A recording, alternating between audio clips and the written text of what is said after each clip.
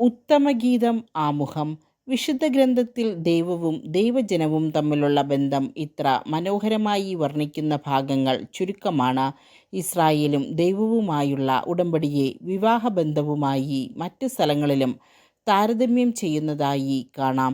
പ്രേമബദ്ധരായ സ്ത്രീയും പുരുഷനും തമ്മിലുള്ള സംഭാഷണ രൂപത്തിൽ 6 ഗീതങ്ങൾ ഉൾക്കൊള്ളുന്നതാണ് ഉത്തമഗീതം.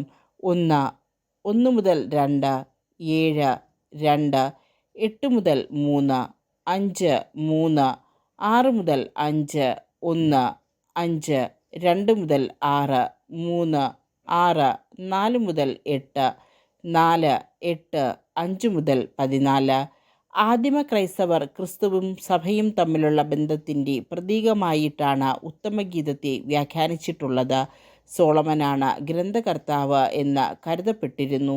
എന്നാൽ ബാബിലോൺ വിപ്രവാസത്തിന് ശേഷമായിരിക്കണം ഗ്രന്ഥരചന നടന്നത് എന്ന നിഗമനം ഇന്ന് പൊതുവെ അംഗീകരിക്കപ്പെടുന്നു.